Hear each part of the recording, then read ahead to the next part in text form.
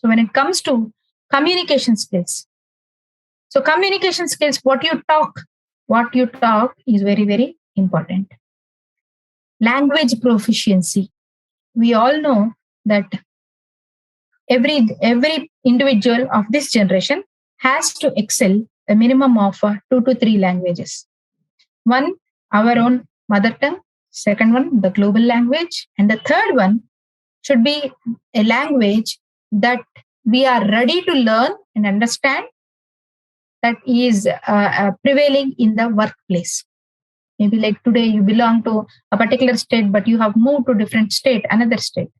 We cannot demand there that either you speak in my mother tongue or a global language, English. There may be a lot of people, lot of a team, lot of other people who can only converse in their own mother tongue or the regional language. So we should have that ability, that openness, that learning attitude to at least know the basic things of that language. Now, when you converse with someone in their own language, that is the first step of your social relation. Always when you go to some place and start talking in their mother tongue, people do get close faster. So that's a wonderful trust factor. That's a wonderful friendly factor that we can develop. So communication skills, language proficiency is very important. And how do you speak it? When we talk about proficiency, it's like the dialects. Whenever you take up a language, we should be careful about the dialects. We should be careful about the pronunciation. Yes, some languages which we are not used right from the childhood, yes, we may pronounce it with few mistakes in the early stages, but we should also be careful that how do we pronounce it. There should be a clarity in the words that we talk. There is a funny story that we generally can quote here, that it's about how clear are you in your speaking skills, like how clear do you converse or communicate. So there's a funny story that from Ramayana, that the Ravanasura and his brother Kumbhakarna and Vibhishana, all the three were asked to go for tapa. I mean, go for just to practice tapa in for 10,000 years by her mother. This was ordered by her mother. So all the three go to forest and start doing their meditation. They start praying for God, Brahma. So Brahma comes after 10,000 years of their rigorous meditation. And of course, when he comes to Ravanasura, he asks that like I should not die in the hands of any of these people, etc., etc. He gives all the list.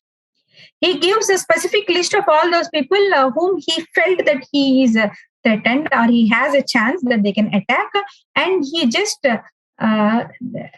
he estimates human beings as inferior to him.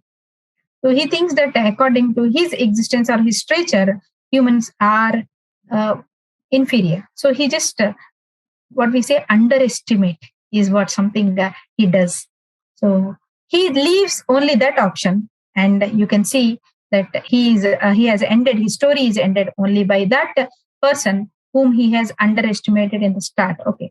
So leaving Ravanasura, then the other one is Vibhishana. Vibhishana tells that, okay, I don't want to be, though I am born as Rakshasa, but I don't want to be very, very genuine. I want to have a pure and proper dharma life. So I don't want anything. I just want to be on the side of righteousness. Wherever I am, I just want to be on the side of righteousness is what he asks. And that is given, that is granted to him. Whereas the third one, Kumbhakarna.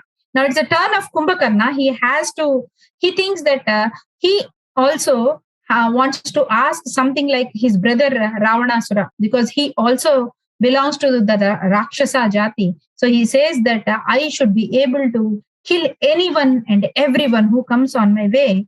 To do that, I should be a person who doesn't have any empathy on others. Daya, kindness. So if I have some kindness, I will just think that, so let me make me as a person who doesn't know kindness at all. Then I will be able to just conquer anyone who comes in my way. In that way, I can be a world champion. That is what thinking all these things he wanted to ask, like Nirdaya. He has to tell 3 times that Nirdaya means lack of kindness, lack of kindness towards others. But what happens is, as he loses, he doesn't have this, he has some poor communication skills, poor pronunciation skills. His pronunciation is not so good. So what he tells is, instead of nirdaya, he says niddara, niddara, niddara. So what does it mean? Nidra in Telugu means sleep.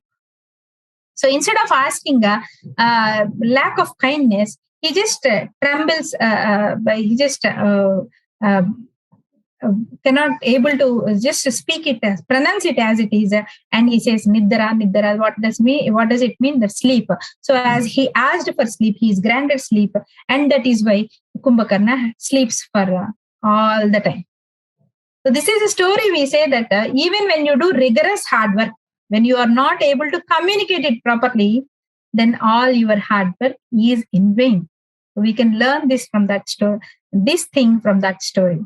So whatever you do, whatever how much hard work you do, whatever the things you have put in, but you should be able to communicate it properly. Otherwise, that always sends a wrong message to the other party. So language proficiency, pronunciation, speaking skills are very, very important.